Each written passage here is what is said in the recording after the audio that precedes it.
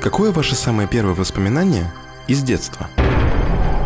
Обычно это что-то очень яркое, естественно, для того возраста, в котором вы его получили. Неважно, положительные это были эмоции или нет, воспоминание настолько мощное, что теперь оно останется с вами навсегда. А теперь задайте себе еще один вопрос. Был ли в вашем детстве фильм, после которого вы не спали ночью? Или персонаж, от одного вида которого вам становилось жутко до ужаса? Думаю, да. Каждый из нас чего-то боялся в детстве. Но так как это видеокино, то и говорить мы будем о фильмах, которые произвели на нас самые яркие впечатления. В этой рубрике я буду делиться с вами самым дорогим, что есть у каждого из нас – воспоминаниями. Это видео не будет обзором или разбором фильма в привычном понимании. Вы все увидите сами. Я просто хочу рассказать вам о своем самом ярком воспоминании, полученном после просмотра фильма в детстве. А может быть и в жизни. Настолько оно было сильное. И нет, это будет не банальная история, как я не спал после просмотра «Кошмара на улице Вязов» или как я до ужаса боялся чужих. Таких примеров масса. А началось все с долины змей. Показывает канал Видеодром. Стиратель.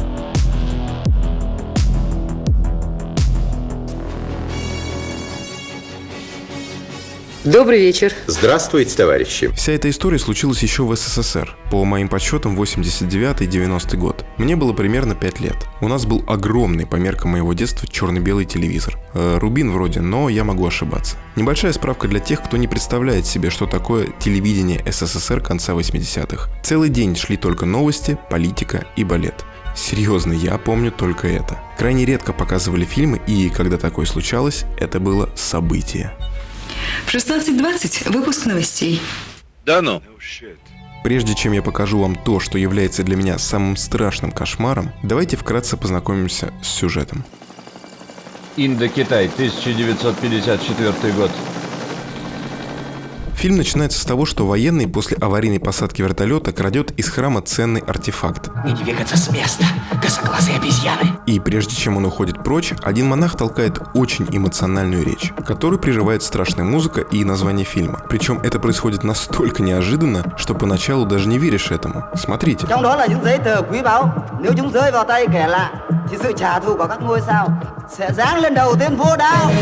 Заклятие долины змей. Интересно, этот прием работает с любым фильмом? Мне нужна твоя одежда, ботинки. Киборг-убийца, часть 2.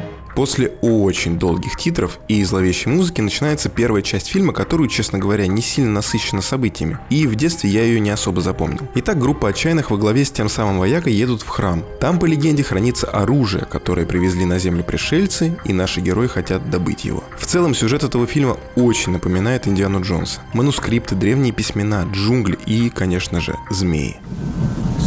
Змей. По приезду в храм вояка встречает того самого монаха, которого грубо прервали названием фильма, и он говорит, что из долины змей еще никто не возвращался. Но вояка не преклонен и просит дать им проводника. По пути мы видим неплохую отсылку к хищнику.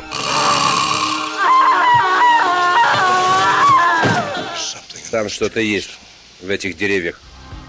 Ну а потом начинается самая настоящая чертовщина. Они спускаются в подземелье. Внизу полно змей, и команда находит проход, за которым спрятана ловушка.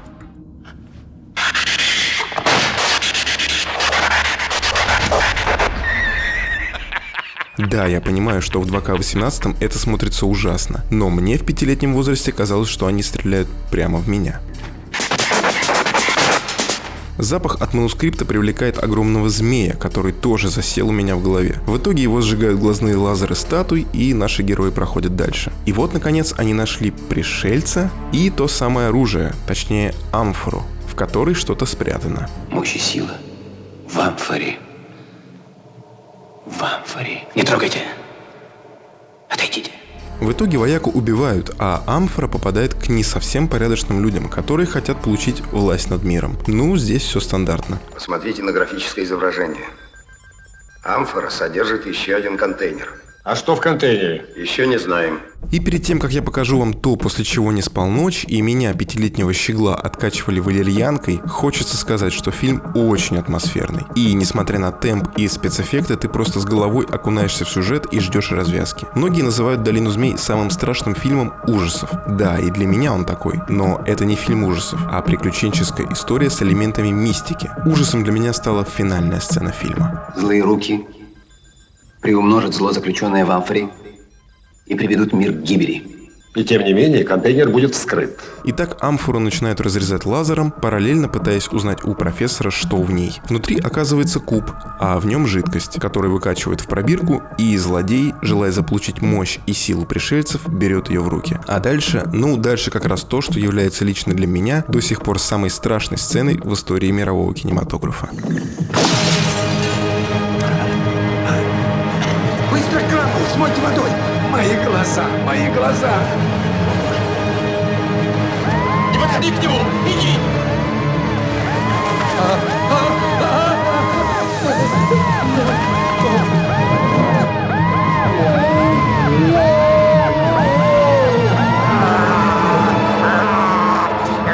Немедленно уничтожить!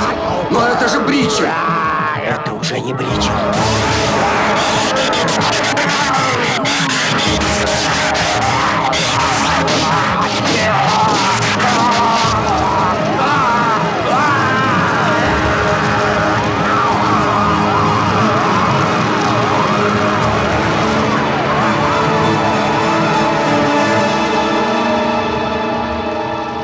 Ну что сказать, я понимаю, что вы не чувствуете того же, что и я. Но поверьте, даже когда я монтировал это видео, и будучи уже далеко не маленьким, смотря на это чудовище, у меня бегут мурашки по коже. Настолько глубоко тот детский страх засел внутри. А эта мигающая лампочка сопровождала меня очень долго. После этой сцены куб грузит в самолет, и он улетает в черную дыру.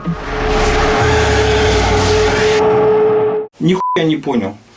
Очень интересно. Естественно, «Долина змей» намного хуже многих популярных фильмов в том же жанре, а сравнивать его с современным кино просто глупо. Но на момент выхода в кинотеатрах СССР это был хит. Выстраивались очереди, и многие смотрели его несколько раз. Почему? Из-за атмосферы. Джунгли, пришельцы, артефакты. Это сейчас мы с вами избалованы до такой степени, что плюемся от аватаров и мстителей. Условно, конечно. А на тот момент выбор был небольшой, и фильм был на слуху.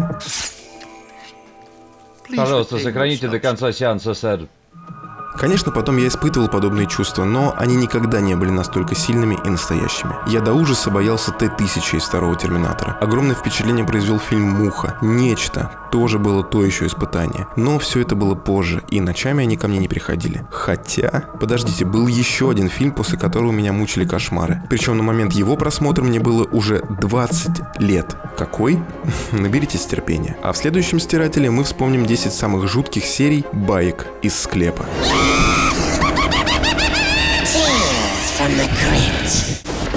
Стиратель. Друзья, вы только что посмотрели пилотный выпуск первого в своем роде ретро-трэш-шоу «Стиратель». И всем, кто досмотрел до этого момента, хочется предложить поучаствовать в конкурсе. Напишите в комментариях все фильмы, которые были использованы в этом видео. Спонсоров у нас пока нет, соответственно, призов тоже. Но тот, кто назовет наибольшее количество или все фильмы, мы обязательно расскажем об этом человеке в следующем видео. Пишите свои отзывы, это очень важно, ведь что как не комментарии мотивирует на новые видео. А, кстати, этот голос... Стиратель. Принадлежит Борису с канала ВХСник. Если вы любите качественный старый перевод, то ссылка на его канал в описании. Ну а если среди вас есть те, кто хочет поддержать нас не только комментариями, лайками и репостами, то можете пройти по ссылке в описании, мы будем рады любой поддержке. Конечно же, подписывайтесь на канал, ставьте лайки, мы уже сейчас готовим следующий выпуск «Стирателя». Всем спасибо за просмотр, пока.